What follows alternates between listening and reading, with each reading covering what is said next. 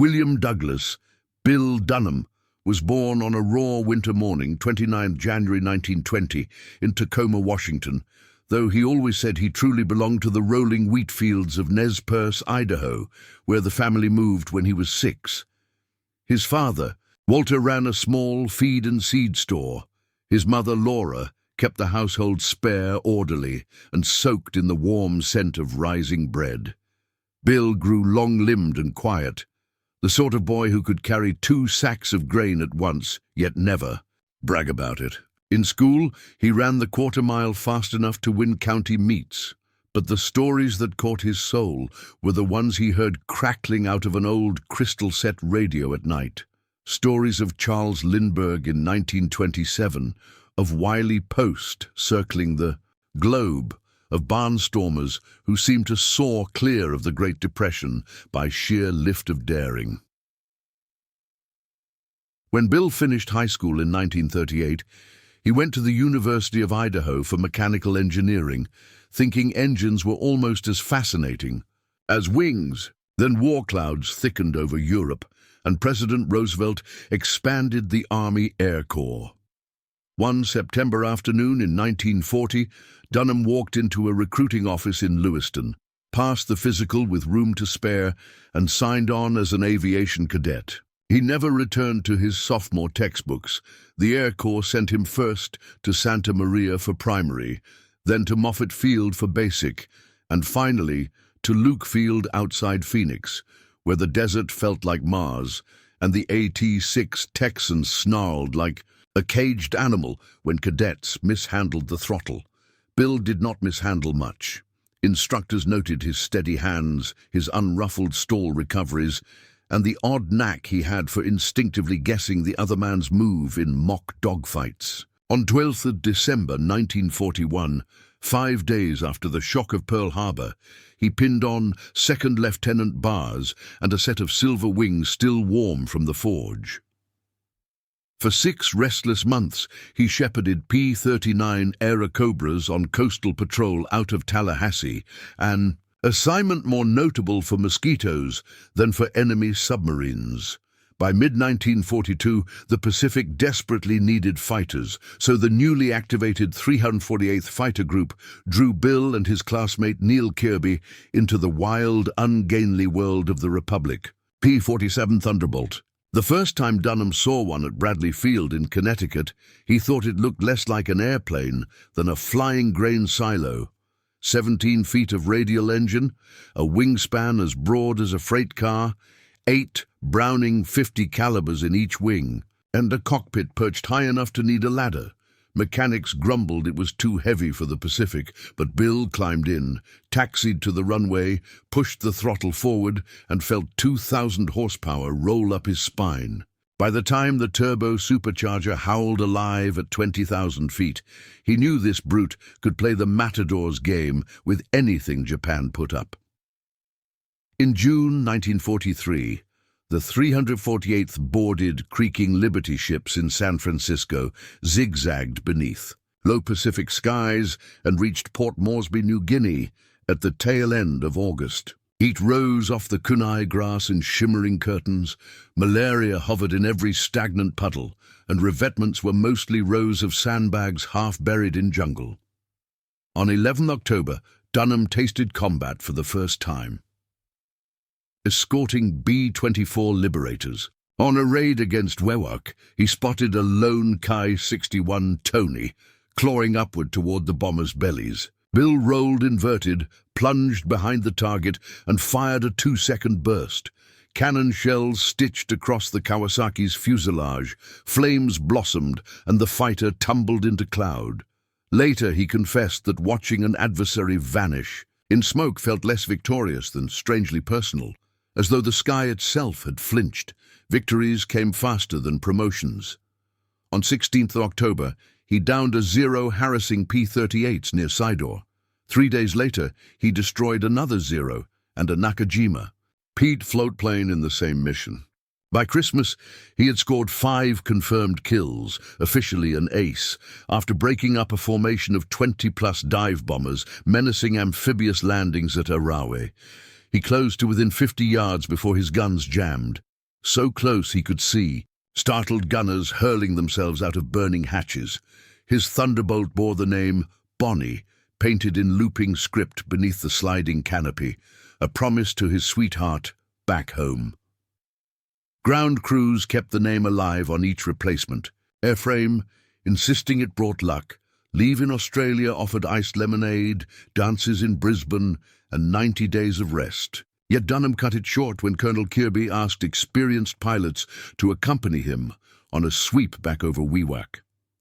On 4th March 1944, Kirby, Dunham, and Major Sam Blair patrolled at 18,000 feet when 3 G4M Betty bombers lumbered below. Kirby bored in first, shredded the leader, and wound up low and slow. A lurking Ki-43 Oscar slashed across the colonel's tail and sent his P-47 spiraling into the jungle. Dunham snapped after the Oscar, held the trigger until debris flew past his screen, and then circled the crash site until his own fuel gauges hovered on empty. Kirby never climbed out of the wreck. Bill landed at Sidor with tanks so dry his prop idled to a stop halfway to the revetment. That night he wrote home, "I suppose the war has finally collected its tax." Command of the 460th Fighter Squadron came that July. The job suited him.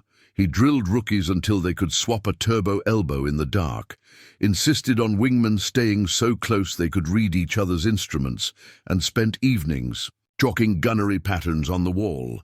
The campaign shifted toward the Philippines, and the 460th shifted with it. On 18th of November, over Camotes Island, Bill became a double ace by catching a 0 in a climbing turn and soaring off its right wing with concentrated fire.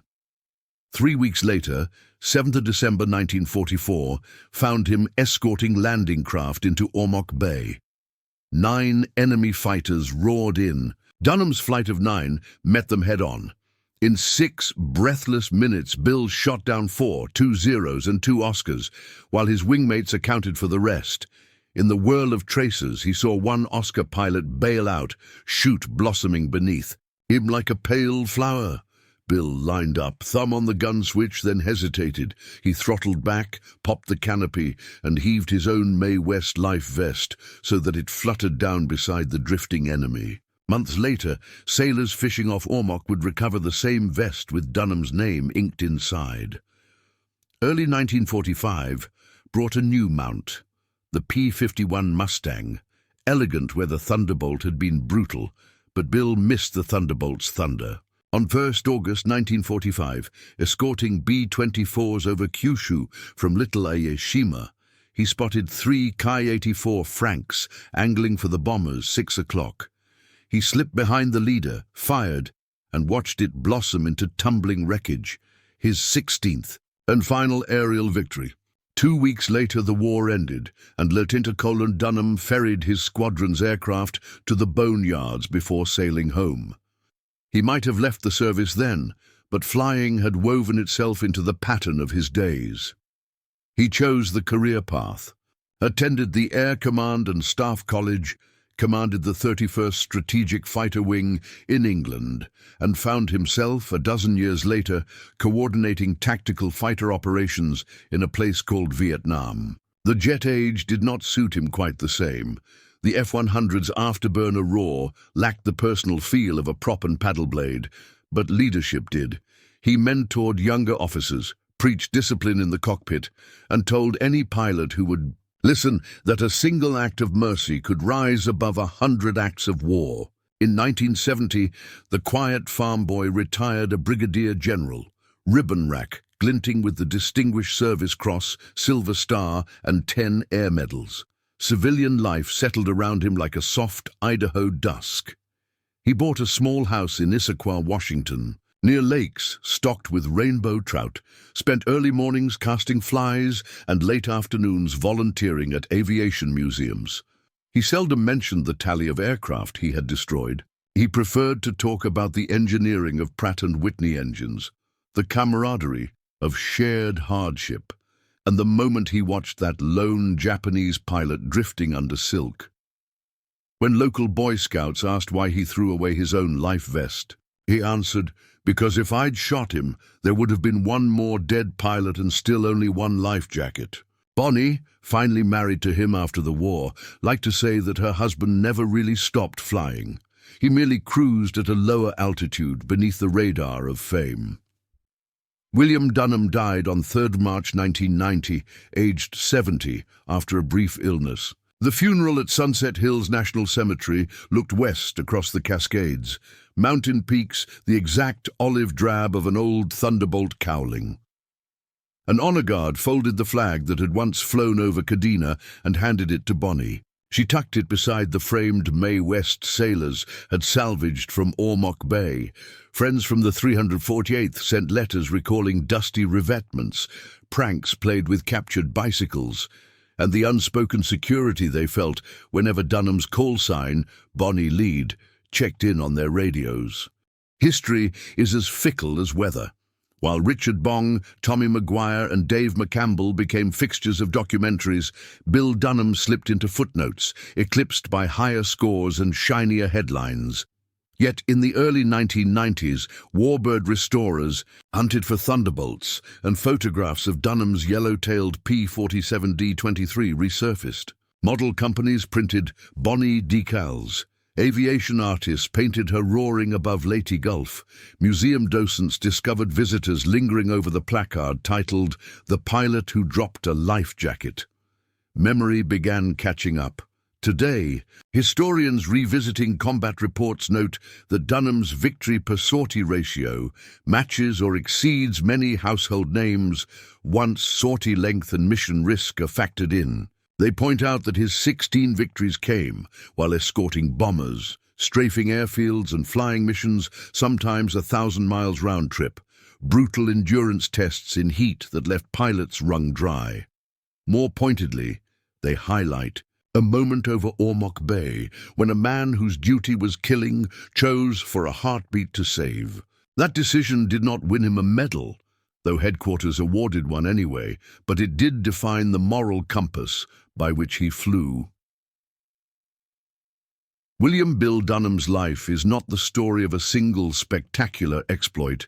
It is a long, winding narrative about competence etched by courage and restrained by decency. It begins with a farm boy staring at a crystal radio and ends with a brigadier general teaching teenagers how to tie fishing knots. Between those bookends lies the rumble of radial engines, the rattle of 50s, the smell of high-octane fuel, tropical rain hammering a tin hut roof, jokes told in exhausted mess halls, the grief of losing a mentor named Kirby, and the weight of 16 silhouettes painted beneath a canopy named for the girl who waited. When a rebuilt Thunderbolt barrels down a modern runway today, the prop bite spins up to a hungry growl, the turbo shrieks, and the airplane breaks ground like a freight train guided by angels' wings. Somewhere in that slipstream, if you listen hard, you can almost hear a soft Idaho drawl, answering roll call one more time. Steady, modest, utterly reliable, reminding the sky that not every hero needs to be famous to be unforgettable. On one of those modern runways, Chino, California, June 1985, Bill Dunham stood on the grass in civilian slacks and a battered leather A2 that fit a little loosely across the shoulders. A freshly restored P-47, immaculate in high-octane silver, and the yellow tail of his wartime mount, taxied in with Bonnie, scrolled under the cockpit rail. The pilot cut the engine and climbed down, but instead of handing Dunham the customary commemorative plaque, he offered something else, a pair of folded papers in a plastic sleeve. They were letters translated from Japanese, written by a former Imperial Army aviator named Lieutenant Masaru Fujimoto, the Oscar pilot Dunham had spared over Ormoc Bay. Fujimoto's words were formal, almost hesitant. He had survived the war, become a rural doctor in Kagoshima, married, raised 2 children, and spent 40 years wondering about the American who had withheld the fatal burst. "Because you gave me life," he wrote, "I was able to help deliver 612 of them into the world." Dunham read the lines twice, once for sense and once for weight, then slipped the letters into the inside pocket of his jacket. That evening, he dictated a reply longhand, beginning with the Idaho courtesy his mother had taught him. "Dear Dr. Fujimoto, I reckon we both owe the Pacific Ocean a debt of gratitude. She kept us just far enough apart to think better of killing each other." The two men exchanged letters every Christmas thereafter. Legacy has its own way of taxiing out, lining up, and lifting into a clear climb. In 1988, the Air Force Association invited Dunham to speak at its symposium on aerial ethics. Reporters, expecting thunderous tales of gunfire instead, heard him describe the day he almost shot a parachuting enemy. "Chivalry isn't an antique," he told the hall, voice still carrying the cadence of wheat fields and prairie wind. "It is merely courage, disciplined by conscience, and conscience is the pilot who never lands." The quote ran in stars and stripes, and suddenly the forgotten ace acquired a new nickname among younger flyers, the conscience of the Thunderbolt. By then, arthritis had begun stealing range from his shoulders, but Dunham still climbed into Bonnie for a single commemorative flight in the spring of 1989. A co-pilot handled takeoff. Bill took the stick at 2,000 feet. The Pratt & Whitney engine filled the cockpit with a low, chest-filling vibration he had not felt in 4 decades. Below, ribbons of orange poppies traced the hills toward the Pacific. For 10 timeless minutes he flew gentle racetrack patterns, throttled back, and let the big prop bite at the air in a lazy roar. When they landed, ground crews found one spent .50 cal shell casing on the floor, souvenir left there by the restoration team, and Dunham laughed so hard it ended in a cough. He pocketed the brass and later had it polished into a tie tack he wore exactly once at his grandson's ROTC commissioning. The end, when it came on the 3rd of March 1990, was quiet. Pneumonia, a hospital room smelling faintly of disinfectant and rain-washed pine drifting through an open window. Bonnie held his hand and told him it was time to let the wheels touch down. He answered only, "Clear above," the last call every pilot makes before entering pattern. At Sunset Hills National Cemetery, the honor guard fired 3 volleys. A restored Thunderbolt dipped a wing overhead, and a scoutmaster read aloud Fujimoto's final letter, received too late for Bill to hear. "Across the wide water, your kindness still echoes like the sound of propellers in morning air. Today, children, trace their fingers over the 16 silhouette decals on the museum aircraft and ask docents why the name Dunham doesn't appear in every textbook." The docents smile and answer that some stories fly under the radar until you look up at the right moment. Bill's story waits in archival footage, in yellowed diaries, in the steady whine of an R-2800 cranking to life at dawn air shows, and in the living descendants of a Japanese doctor who might have died over a Philippine bay. It is the story of a farm boy who mastered a flying sledgehammer, of a commander who led by calm example, of a warrior who refused to let duty extinguish decency. And so the cockpit canopy closes one last time. Magneto's spark. The prop arcs forward. The aircraft gathers speed. Out along the horizon, a young man from Nez Perce, Idaho, rises with the lifting nose, feels the wheels leave the ground, and settles into the endless blue he once patrolled. Fame can chase him or not. History can remember or forget. Either way, William Bill Dunham is airborne, and in that vast Pacific sky, clear above, his legacy flies straight and true to the farthest edge of memory.